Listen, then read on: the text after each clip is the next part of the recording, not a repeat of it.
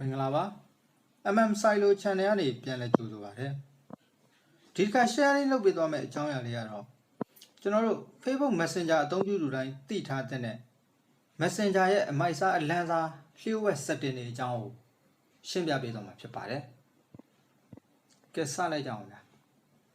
Don't forget to like, comment and subscribe ကျွန်တော်တို့ပထမဆုံး Messenger ကိုဖွင့်လိုက်ပါ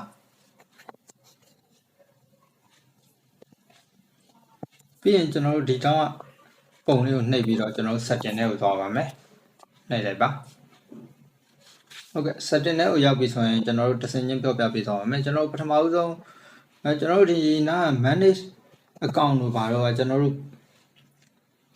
admin ဖြစ်နေတဲ့ page တွေရဲ့တခြားကျွန်တော်တို့ account 2ခု3ခုသုံးနေဆိုရင်အဲ့နေရာကနေပြီးတော့ခါကြအောင်ကျွန်တော်တို့ဝင်ပြီးတော့သုံးလို့ရပါတယ်ဒီမှာ create new account လို့ပါတော့နှိပ်ပြီးတော့လည်း account တစ်ဖွင့်လို့ရပါတယ်ဟုတ်ကဲ့ပြီးတော့ခါကြတော့ကျွန်တော်တို့ that mode ဆိုတဲ့ icon လေးဖြစ်ပါတယ်သူကကျွန်တော်တို့မျက်လုံးတက်အောင်ဖုံးကလာတဲ့အလင်းရောင်တွေကို short ချပေးထားလို့ that mode လေးကို on ပြီးတော့သုံးမယ်ဆိုလဲသုံးလို့ရပါတယ်ဒါကျွန်တော်တို့ that mode on လာတဲ့ပုံစံပါဟုတ်ကဲ့ကျွန်တော်နမူနာပြပေးတာဖြစ်ပါတယ်ကျွန်တော်ပြန်ပြီး off လုပ်လိုက်ပါအောင်မယ်ပြီးရင်ကျွန်တော်တို့ဒီမှာ message request ဆိုတာရှိပါတယ် message request ဆိုတာကတော့ကျွန်တော်တို့ Facebook မှာ friend မဖြစ်တဲ့လူတွေကနေစာလမ်းပို့ထားရင်ပေါ်တဲ့နေရာဖြစ်ပါတယ်ဟုတ်ကဲ့နောက်တစ်ခုကတော့ edit stat ဆိုတာဖြစ်ပါတယ်ဒီနေရာလေးကတော့ကို line တက်နေတာကိုတခြားလူတွေမသိအောင်ပြောရရင်ကျွန်တော်တို့မီးအစိမ်းလေးမပေါ်အောင်ပိတ်ထားလို့ရတဲ့နေရာလေးဖြစ်ပါတယ်ကျွန်တော်တို့ဒီကောင်လေးတွေကို offline လုပ်လိုက်ရင်ကျွန်တော်ကို line တက်နေတာကိုတခြားလူတွေမသိအောင်ပါဗျာမီးအစိမ်းလေးမလင်းအောင်ပိတ်ထားလို့ရတဲ့နေရာလေးဖြစ်ပါတယ်ဟုတ်ကဲ့ပြီးရင်ကျွန်တော်တို့ဒီ username ဆိုတဲ့နေရာကတော့ကျွန်တော်တို့ username နေရာကိုနှိပ်ပြီးတော့ edit username ဆိုပြီးတော့ကျွန်တော်တို့ဒီမှာဒါကတော့ကျွန်တော် Facebook name ပေါ့ဗျာကိုယ့်နာမည်လေးနဲ့ကျွန်တော်တို့အတူကောက် Messenger link လေးပေးလို့ရအောင်လုပ်တဲ့နေရာဖြစ်ပါတယ်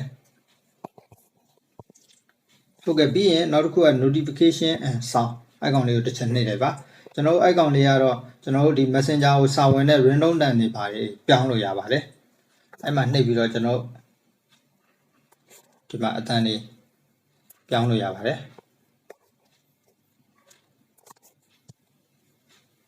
ကျွန်တော်ကတော့ဒီ Messenger အတန်းလေးပဲလောဆယ်ထားလိုက်ပါမယ်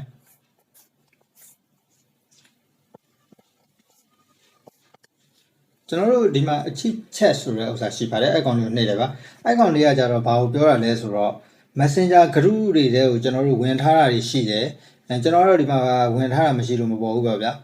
group တွေတဲကိုဝင်ထားတယ်တရားအောက်ကနေ group ဖွဲ့ထားတယ်အဲ့ထဲကနေကိုကထွက်လိုက်တယ်ပြန်ထွက်ထားတဲ့ group တွေကိုဖော်ပြတဲ့နေရာဖြစ်ပါတယ်အဲ့နေရာကတော့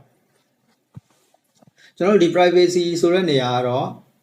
ကျွန်တော်တို့ block ထားတဲ့လူတွေကိုပြန်ကြည့်လို့ရတယ်ကျွန်တော်တို့ဒီမှာ login ဝင်ခဲ့တဲ့ device တွေဘာတွေပေါ့ဗျာအဲ့ဒါတွေကိုကျွန်တော်တို့အကုန်ပြန်ကြည့်လို့ရတဲ့နေရာဖြစ်ပါတယ်ကျွန်တော်ဗီဒီယိုလေးရှင်းသွားမှာဖြစ်တဲ့အတွက်ကျွန်တော်နည်းနည်းအမြန်လေးပြောသွားပြပါမယ်နော်ကျွန်တော်ဒီမှာ data server ဆိုတာရှိပါတယ် data server ကို on ထားလိုက်ရင်ကျွန်တော်တို့ Messenger သုံးတဲ့အခါ data အစားတက်တောင်လုပ်လို့ရတယ်ပေါ့ဟာလေ icon လေးကို on ထားပေးလို့လည်းရပါတယ်ကျွန်တော်တို့လော on ထားလိုက်ပါမယ်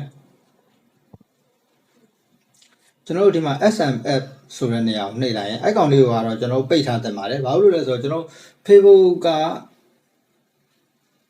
message တွေနဲ့ကျွန်တော်တို့ operator တွေကပို့တဲ့ message တွေနဲ့အကုန်လုံးရောပြီးတော့ခါကြအောင် Messenger ထဲမှာရှုပ်ပွားနေတာလို့ဘာလို့ဖြစ်တတ်ပါတယ် icon လေးကိုတော့ on ထားပေးဖို့ကျွန်တော် recommend ပေးပါတယ်ပြီးတော့ phone contact မှာကျွန်တော်တို့ဒီနားလေးမှာ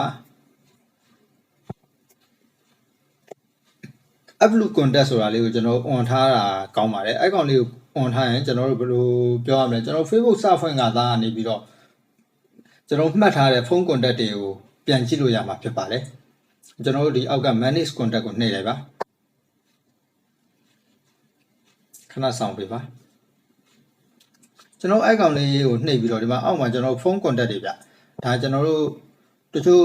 ဖုန်းနံပါတ်တွေမရှိတော့တဲ့ဟာတွေပါဆိုရင်လည်းကျွန်တော် icon နေပြီးတော့ခါကြပြန်ယူလို့ရတဲ့နေရာဖြစ်ပါတယ်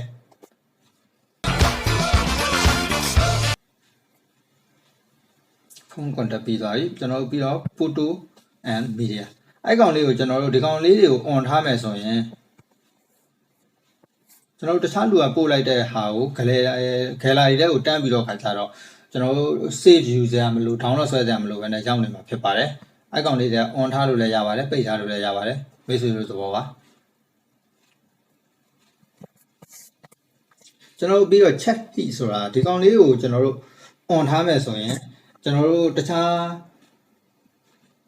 YouTube ကြည့်နေမယ်တခြား game တစ်ခုခုစောင့်နေမယ်ဆိုရင်ကျွန်တော်တို့ဘေးမှာကျွန်တော်တို့တရားနဲ့ချက်နေတဲ့ဥစ္စာလေးကဘေးမှာပေါ်နေမှာဖြစ်ပါတယ်အဲ့ကနေပြီးတော့စာရိုက်ပြောလိုက်ကိုလှုပ်ဆရာရှိရဆက်လှုပ်လိုက်အဲ့လိုမျိုးလှုပ်လို့ရတဲ့နေရာလေးဖြစ်ပါတယ်အဲကျွန်တော်တို့ဒီမှာ account setting ဆိုတာရှိပါတယ်အဲ့ကောင်လေးကတော့နည်းနည်းအရေးကြီးတယ်ဗျ account setting နှိပ်လိုက်ပါ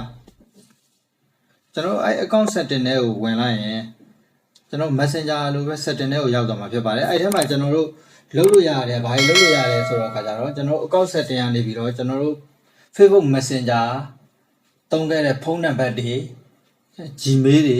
ကျွန်တော်တို့ icon တွေမရှိတော့ဘူးတခြား Messenger ကတော့ဖွင့်ထားတော့မယ်ဆိုရင် icon တွေကိုကျွန်တော်တို့တခြားအသစ်နဲ့ချိန်ပြီးတော့ခါကြဒီထဲကနေပြီးတော့ခါကြတော့ account ကိုရအောင်ပြန်ယူလို့ရပါတယ်ဟုတ်ကဲ့ကျွန်တော်ဒီဗီဒီယိုအရင်ရှေ့သွားမှကြောက်တဲ့အတွက်ကျွန်တော်ရှိတဲ့ဥစ္စာအကြမ်းမြင်လေးတွေကျွန်တော်ရှင်းပြပေးသွားတာဖြစ်ပါတယ်နောက်ဗီဒီယိုမှာလည်း Messenger ရဲ့တခြားလျှို့ဝှက်ချက်တွေရှိပါသေးတယ်အဲ့ကောင်လေးတွေကိုကျွန်တော်နောက်ထပ်ဗီဒီယိုတစ်ခုလုပ်ပြီးတင်ပေးမှာဖြစ်ပါတယ်